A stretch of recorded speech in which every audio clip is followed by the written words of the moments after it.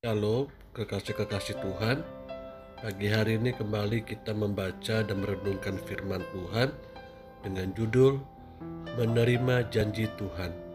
Senin edisi Kitab Kejadian bersama dengan saya, Fani Paendong. Kejadian 24 ayat 45 sampai 67. Belum lagi aku habis berkata dalam hatiku, Ribka telah datang membawa buyung di atas bahunya dan turun ke mata air itu, lalu menimba air. Kataku kepadanya, tolong berikan aku minum. Segeralah ia menurunkan buyung itu dari atas bahunya serta berkata, minumlah, dan unta-untamu juga akan kuberi minum. Lalu aku minum, dan unta-unta itu juga diberinya minum. Sesudah itu aku bertanya kepadanya, anak siapakah engkau? Jawabnya, ayahku Betuel anak Nahor yang dilahirkan Milka.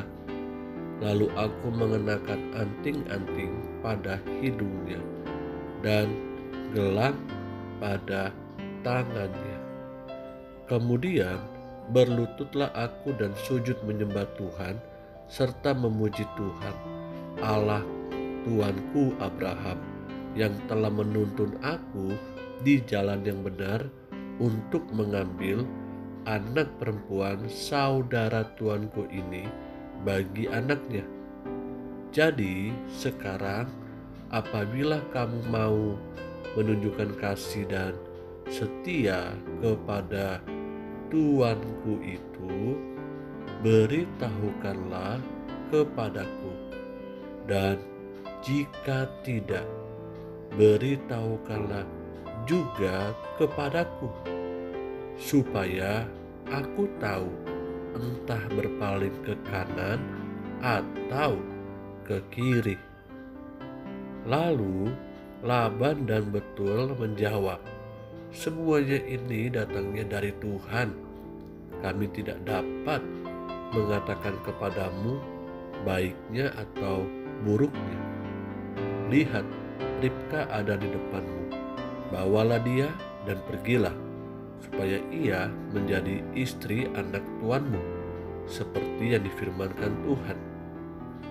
Ketika hamba Abraham itu mendengar perkataan mereka, sujudlah ia sampai ke tanah menyembah Tuhan. Kemudian hamba itu mengeluarkan perhiasan emas dan perak serta pakaian kebesaran dan memberikan semua itu kepada Ribka, juga kepada saudaranya dan kepada ibunya diberikannya pemberian yang indah-indah. Sesudah itu makan dan minumlah mereka, ia dan orang-orang yang bersama-sama dengan dia, dan mereka bermalam di situ. Paginya sesudah mereka bangun, berkatalah hamba itu, lepaslah aku pulang kepada tuanku. Tetapi saudara Ribka berkata, serta ibunya juga, biarkanlah anak gadis itu tinggal pada kami barang 10 hari lagi. Kemudian bolehlah engkau pergi. Tetapi jawabnya kepada mereka, janganlah tahan aku, sedang Tuhan telah membuat perjalananku berhasil. Lepaslah aku, supaya aku pulang kepada tuanku. Kata mereka, baiklah, kita panggil anak gadis itu dan menanyakan kepadanya sendiri. Lalu mereka memanggil Ribka dan berkata kepadanya, maukah engkau pergi beserta orang ini? Sekali lagi dikatakan, maukah engkau pergi beserta orang ini? Jawabnya, mau. Maka Ribka, saudara mereka itu, dan Inang pengasuhnya beserta hamba Abraham dan orang-orangnya dibiarkan mereka pergi. Dan mereka memberkati Ribka. Kata mereka kepadanya, saudara kami, moga-moga engkau menjadi beribu-ribu laksa, dan moga-moga keturunanmu menduduki kota-kota musuhnya. Lalu berkemaslah Ribka beserta hamba-hambanya perempuan, dan mereka naik unta mengikuti orang itu. Demikianlah hamba itu membawa Ribka lalu berjalan pulang. Adapun Ishak telah datang dari arah sumur Lahairoi. Ia tinggal di tanah Negeb. Menjelang senja, Ishak sedang keluar untuk berjalan-jalan di padang. Ia melayangkan pandangnya, maka dilihatnyalah ada unta-unta datang. Ribka juga melayangkan pandangnya, dan ketika dilihatnya Ishak, turunlah ia dari untanya. Katanya kepada hamba itu, siapakah laki-laki itu yang berjalan di padang ke arah kita? Jawab hamba itu, dialah tuanku itu.